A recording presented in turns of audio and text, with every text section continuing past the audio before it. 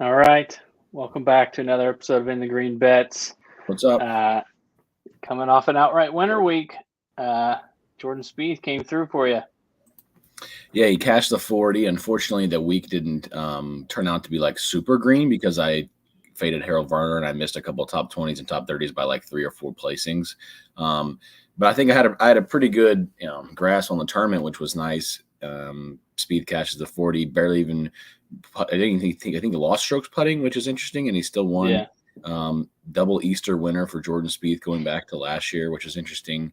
But yeah, it's fun. I mean, Jordan Spieth at a 40. When's the last time we do that? When's the last time anybody hit that? So that's kind of fun. Yeah. You talked about it on the show. You brought it up like that's pretty good odds. I kind of poo-pooed it just because he hasn't been playing very good, but the tee green game showed up. That's a good sign for him going forward. The shorties he's missing is worrisome, but who knows? I didn't have a great week. Somehow I got every single derivative bet through the cut and then just got massacred on Sunday. But so in theory it could have been a great week, but it wasn't for me. I talked up Cantlay a bunch on the show. He was going to be my guy, and then when I went to put bets in, finalize my card, him and DJ were both at 20. I mentioned it on the show. Well, DJ popped to 22, Cantlay stayed at 20, and I was like, kind of feel the same about both. Bet DJ, missed the cut. Cantlay made it in the playoff. So you'll have that after a few pretty good weeks there. But yeah, the playoff was interesting because Shane kind of lost this tournament. He was one and done. He was one. I think he was in the lead by one when he doubled. When he hit it into the water, so then he went back by one and then just couldn't catch up because of the wind on the back nine, and everything was playing really, really hard. So when Spieth posted that number, I thought he was going to lose by one. We were just going to hit the one-stroke margin and we would be done. But then it just kind of kept playing. I was like, oh, well, these guys aren't going to get past this.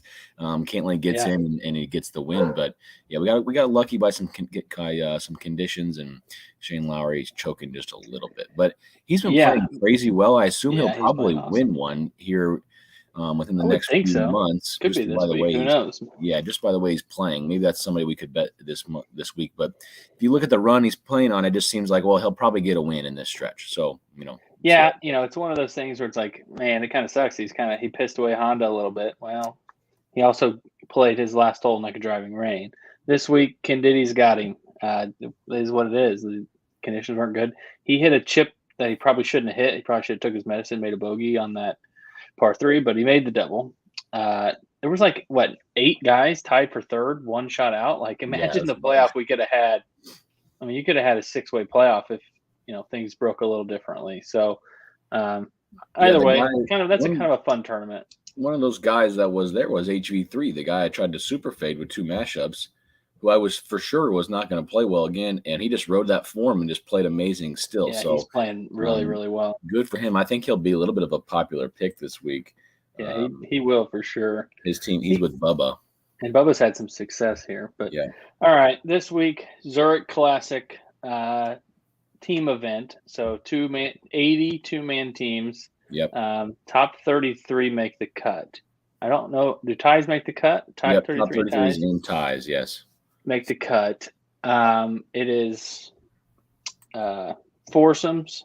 So best ball on Thursday, Saturday. Yep. 4-ball Thursday and Saturday. Foursomes Friday and Sunday, which is alternate shot. So guys will be going crazy low Thursday and Saturday. There'll still be some really good scores in foursomes on Friday and Sunday. I think last year, I think it was Homa. They shot like some stupid number in foursomes and like jump wave leaderboard because alternate shot is so difficult. But TPC Louisiana, a lot of water. Louis just choked last year. So hard. Yeah. Got into a playoff and just cock blocked it in the middle of the lake. Like not even close. Like re-tee so far right. So it's always interesting to look at the teams. I think that's something that we'll kind of do here in a few minutes is just like how do these guys get paired up? So the way it works in theory is that it goes down the priority list. You start with the top of the priority list and go down, and each person can pick, say, hey, here's going to be my partner. And you team up with whoever you want to. It's like you get to pick. It's not like a random thing. So that's why you'll see some. Obviously, most guys are not playing, so you'll see some guys in this field who are not high on the priority list. But there's some stacked teams, to say the least. Leishman and Smith are back to defend their title. Hovland, Morikawa, Cantlay, Schauffele, Palmer, Scheffler. Honestly, that's probably those four. Burns and Horschel, both of the guys playing pretty well. Horschel easily could have a win this year, and Burns has been playing good, has a win. So is it going to be a team like that? Team. Yeah. I think that's a good. Is it going to be one of the really good teams? Or are we going to get some randomness down the down the board a bit? There's some interesting teams once you start getting down, in the 30 to 50 range, I think. But we'll see. I mean, there's some guys playing really good golf, playing with other guys who are playing good golf, but then there's also some guys playing really good golf with some guys who suck. So how do you, can they carry them enough? Like, are they going to get killed and force them? It's really kind of a hard tournament to handicap. Yeah. So we're looking at Leash and Smith, won last year. Before that, you had Rahm and Palmer. I think that there was no event in between there, right? That was the COVID year that they took out. Correct. And then Billy, Scott Piercy, and who else won? Cameron Smith and Blix, maybe? Yeah, the one before that. So this seems like we should keep it within the 50 range, right? I don't know if we should go much farther than that. These guys are good that are winning this event. Even going back to Rahm and Brian Palmer, like Ryan Paul, Rahm was obviously really, really good. Yeah. And Ryan Palmer, like this is a perfect event for him because he doesn't have to do anything besides ride his partner.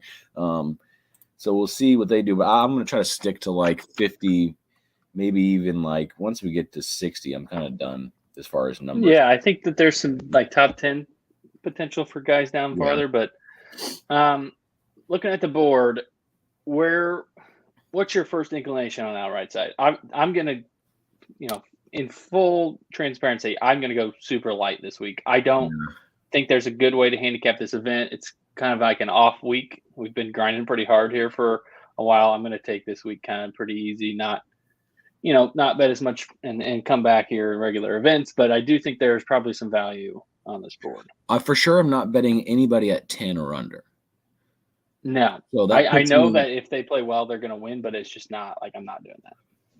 So that puts me at Billy and Burns, but even then, that 12 is still pretty bad. Yeah, I'm not. My first one is at Lowry. My first one, I'm going down south of the border to Chile. The Chile team. The Chile team. Neiman's been playing really well. Pereira played really well last week. I don't see any reason they can't win. Maybe this is how Pereira gets his win that everybody has been begging for. Right.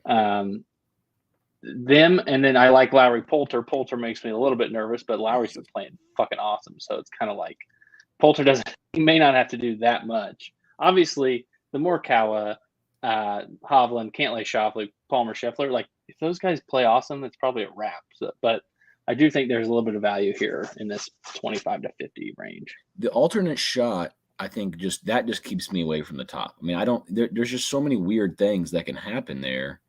And I get they're all good, like they all hit good shots, right? It doesn't matter, but it kind of brings in this variance is really right. It just brings in some new variables that you're like, well, I'm not going to bet that guy who's 6.5 to 1. Like what? Hell no. So it's not Tiger.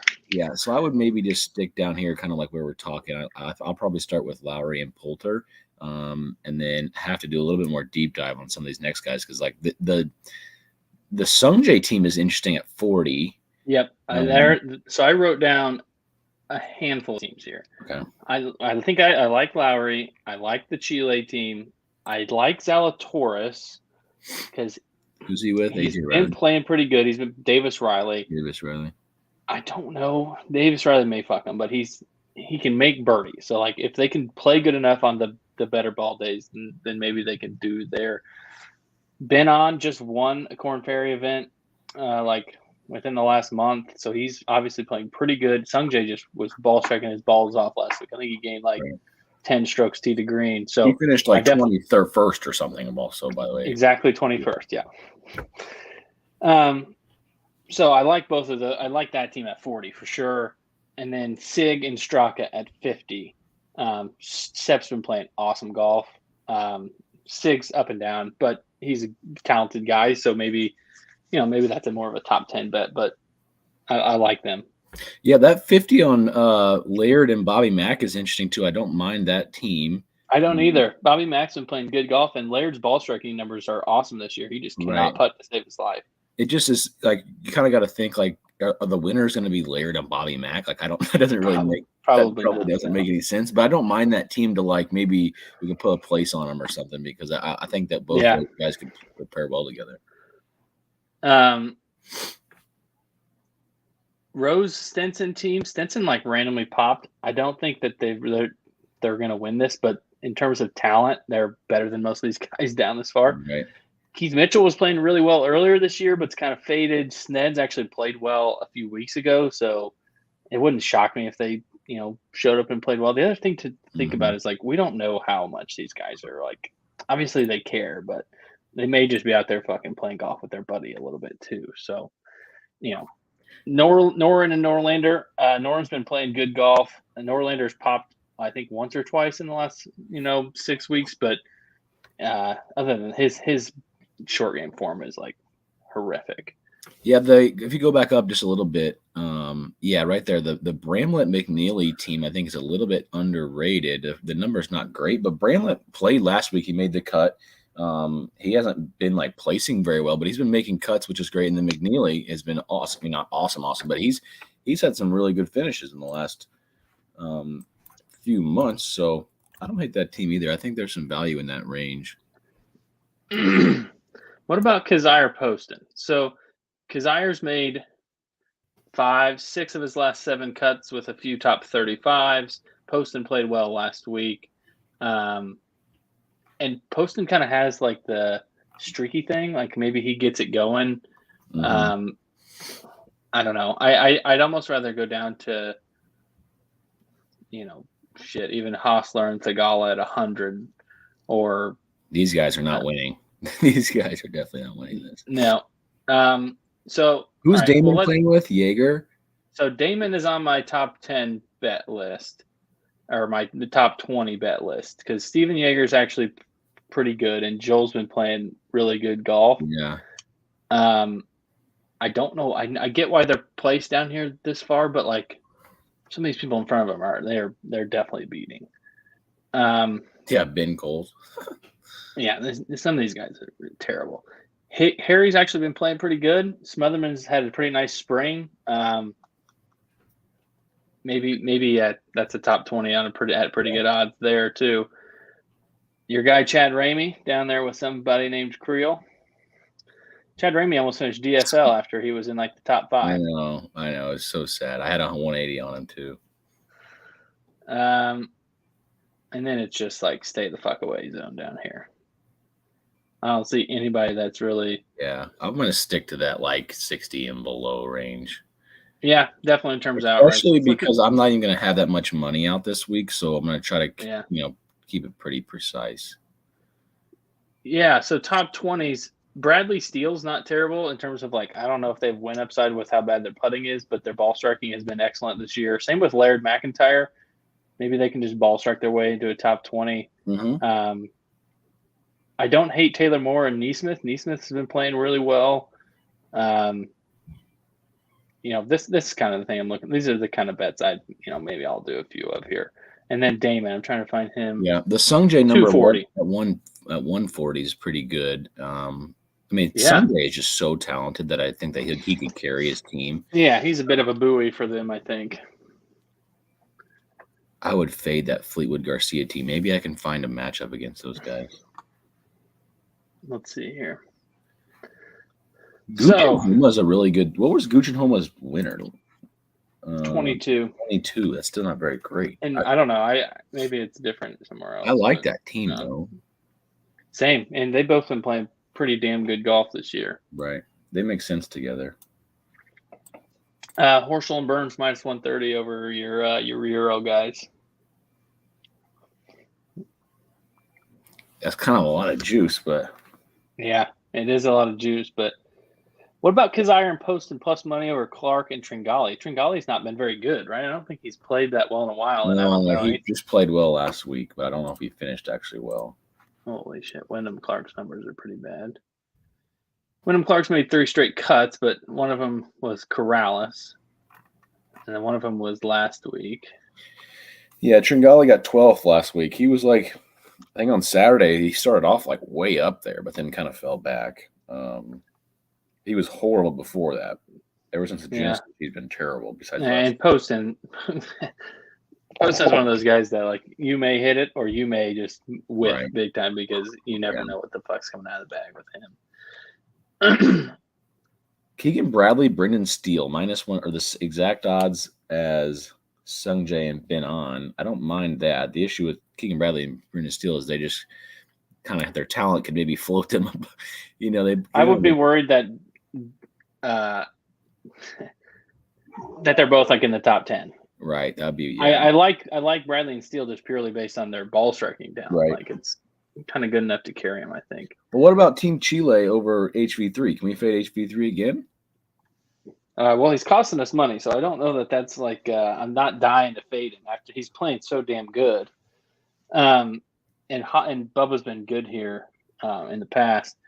What would you do with the Cantlay Shoffley versus Morikawa Hovland? I was just about to ask you that. I would take the plus whichever money. Whichever team is plus money. Yeah. Just take the plus money. That's crazy that they should be even for sure. Cantlay just about won, and Xander is super good. All their shots can be great, so it's like not great, but all be good. They're not going to be messing up stuff. Yeah, the Hovland Morikawa thing is obviously there's super talents, but can they chip and putt good enough? Yeah, and they're young. What are they going to be? Are they going to be going to the casino? Like, what are they doing? And I don't know. Like, what's their motivation coming in here? I love this. Laird and McIntyre plus money over Martin and Merritt and Streb. I know Streb played well last week. I don't give a shit about Robert Streb playing well for 1 week. Maybe Merritt played well last week too. He plays well like twice a year. Yeah. Yeah, I like that too. I definitely like that. Lowry and Poulter are even with Gooch and Homa. That's kind of a terrible bet because they might just both be up there. But Leishman and Smith plus money over Palmer and Scheffler. Yeah, can I not in the fade Scheffler game at this point, but I'll fade Ryan Palmer. So if you parlay those two together with like that matchup, then you take the Cantlay money also, you get 3-1. That's chancing fade, but yeah. You get a lot of really good players for 3-1. Yes, you do. Yes, you do. But yeah, I think that I will probably have a few of those matchups. Honestly, there's definitely a few that I like. I'll probably have like 2 or 3 outrights and 2 or 3 matchups and 2 or 3 top 20s, and that'll probably be it. Yeah, I have specials. So I'm gonna do 1-stroke winner and playoff winner. 1-stroke winner is 250. Playoff winner is 300. This was a playoff victory last year. I kind of like that. Unfortunately, we didn't hit the playoff last week with Spieth, but we hit the outright, so it's kind of like a doesn't matter thing once you hit the outright. So that's where I'll be for the margins. Same with you. I'll have a couple of those matchups. I'll throw a couple of darts in that 60 to 40 range, probably that we talked about earlier. And then I don't think I'll have too big of a card. No one and done this week.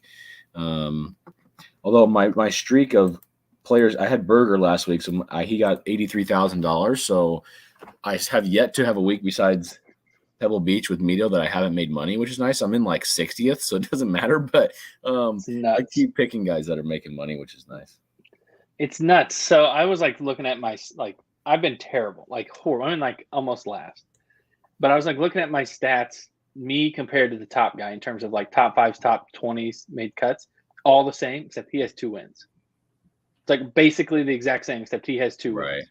Interesting. And it's I'm 4 million behind somehow. Right. He's made 1 more cut, has 1 more top 20, but other than that, it's just wins. So it's Xander should have been in that playoff, could have won that. That one. Lowry could have won last week, and I'd have been in 15th. Right. Yeah. So, one and done thing. It's a learning experience. Let's just say that. I don't know that I have like a for sure best bet, but if I was sitting out here looking at the board, it'd be Sungjae top 20 or Bradley Steele top 20. I just think Bradley Steele I know what I'm getting with their ball striking. Now, do they make enough putts? Maybe, maybe not. But those guys are like get hot type of guys. They can kind of carry each other on a best ball day if one of them's not playing well. I'm pretty sure King Bradley has a pretty good history here. Plus 140 for both. I don't know. It's not a tournament where I'm like not in love with really anything. And my favorite outright is the Chile pair, 25-1. Interesting. Yeah, I don't even know if I can convince myself to have something that I say is like because usually when I say a best bet, I'm pretty confident in like what that bet's going to hit. So I don't really have one this week. Although I could say the margins, because I actually do like those margin numbers this week at 1 in playoff. But as far as the other stuff, I'm definitely going to take that Cantlay Xander matchup at plus 100. I think everybody should jump on that because that's just priced wrong.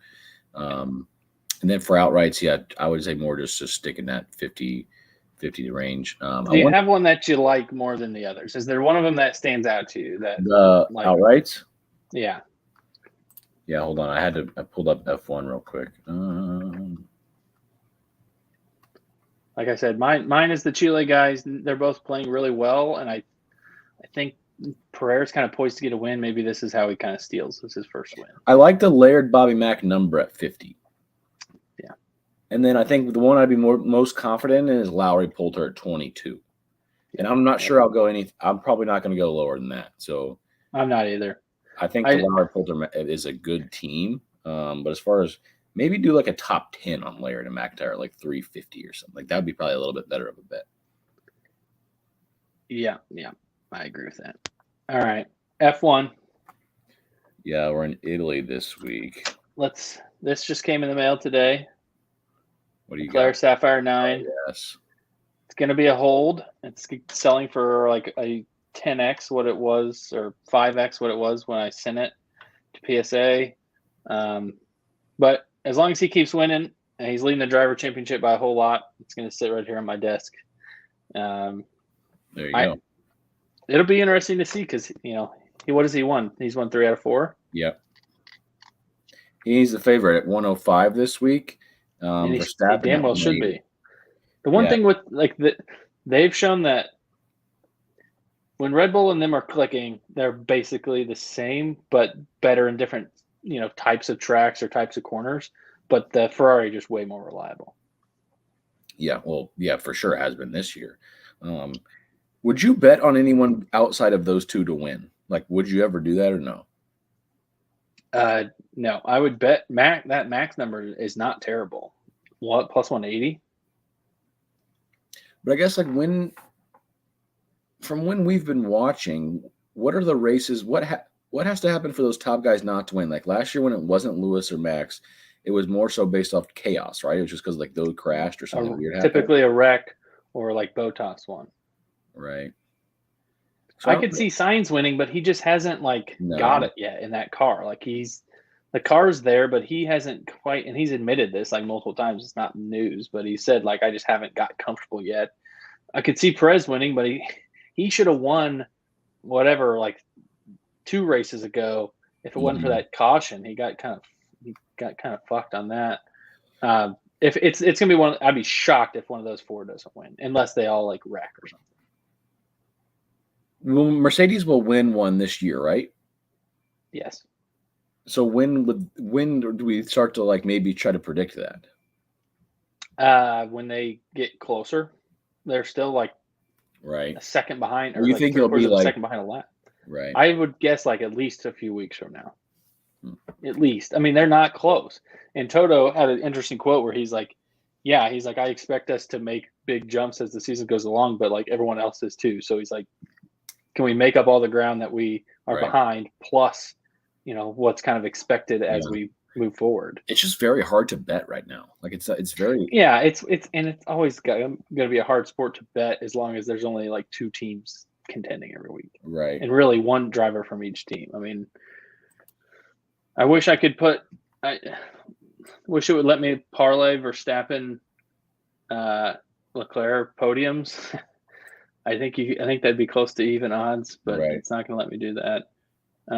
You can bet on the sprint race, that'd be interesting. Oh, I want to go over times. I don't have my phone on me. That sprint thing is kind of fun. It's interesting. If I was a driver, I don't know that I'd like it because I don't want to like have to wreck potentially after I've already qualified, but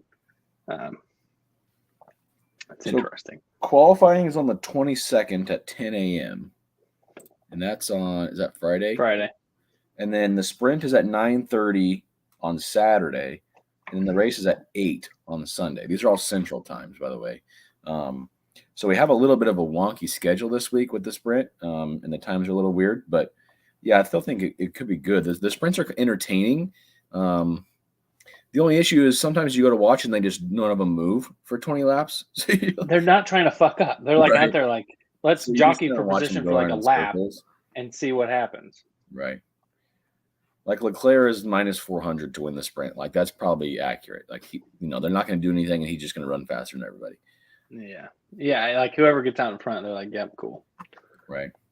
Leclerc plus 140 for fastest lap. I think he's got that 3 out of 4 weeks. That's kind of an interesting bet. That's a good bet.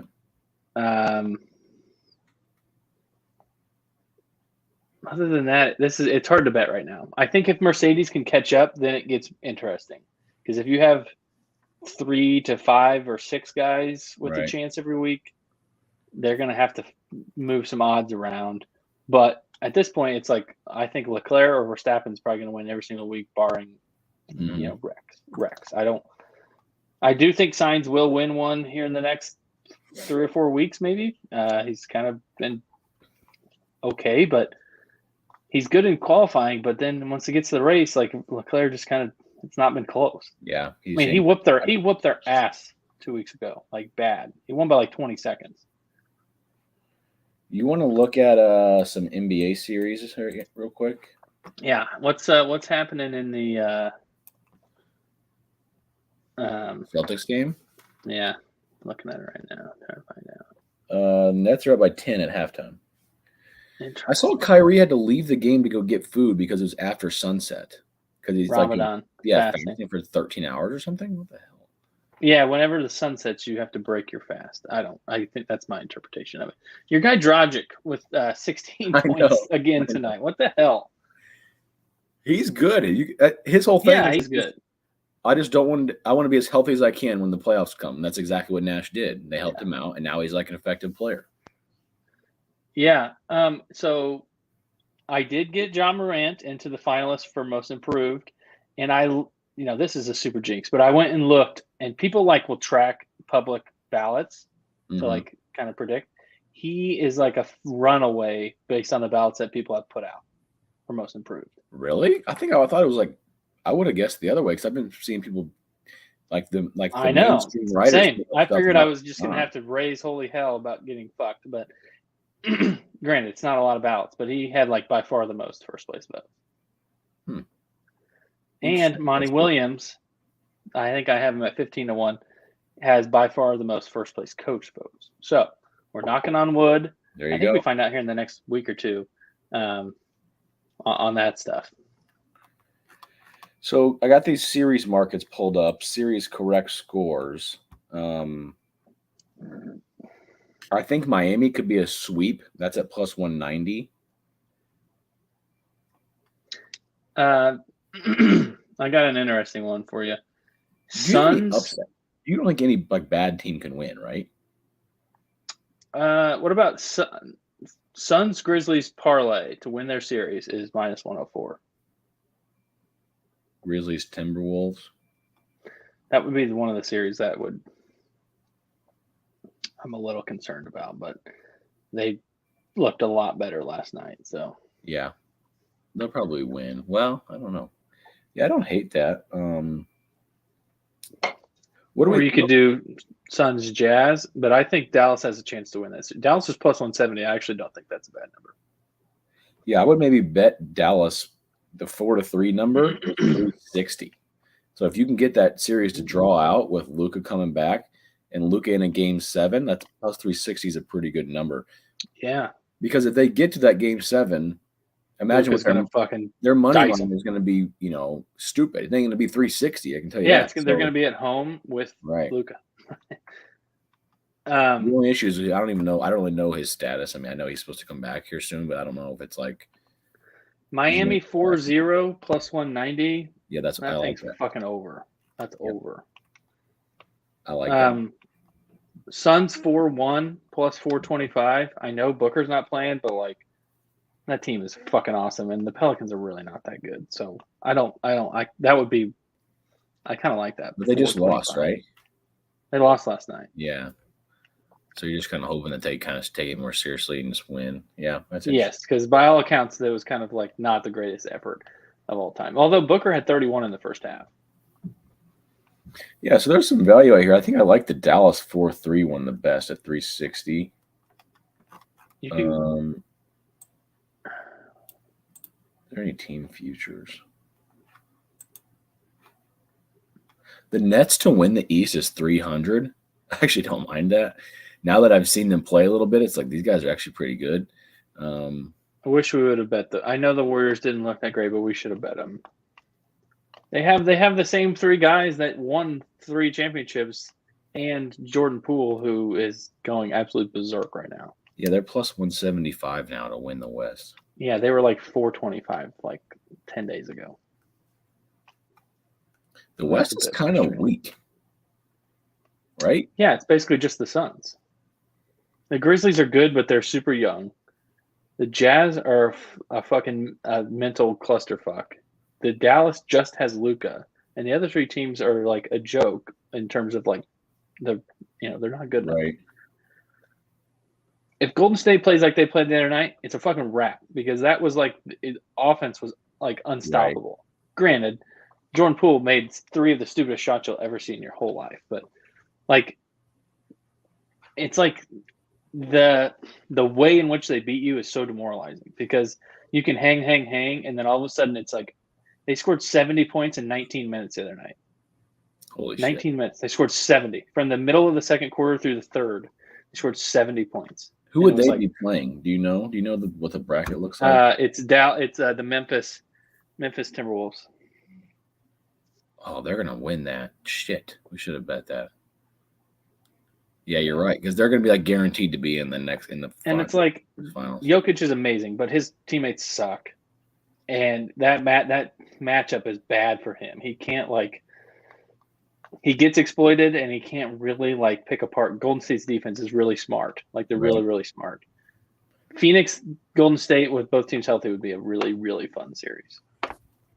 Yeah, the West is pretty weak, and I think the East is a little more wide open than people think. The Miami's going to win, and then they're going to play. There's 5 teams. I legitimately think any of the top 5 teams could make it out. Well, I think the 76ers are going to get beat, but I think they're going to get beat by Miami pretty easily. I think they could make it out. Right. They will have the best player in the Miami series. Yeah, that which is typically I don't know. I feel like Harden's going to fold, but yeah. I don't think the Bucks are as a write-in as we thought coming in. Really, like the Celtics are legit. They also, and the Nets are actually good. Celtics plus 450 is actually probably the best bet on there. They've played like the best team in the whole league since like January. Right. Rob Williams is probably coming back. If they get through the Nets, that'll be like kind of a like over the hump moment for them, I imagine. And they play. Now, though.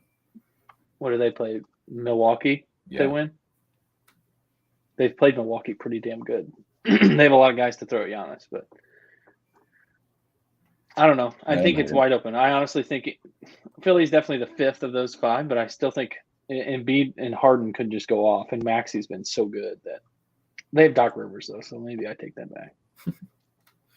Yeah, it's open. I would say the one that caught my eye was that Dallas to win in Game 7 bet at 360, and then we'll have to revisit after we see some of these first round games. Really, we need to know the winner of this Celtics Nets series. That's going to kind of determine some things.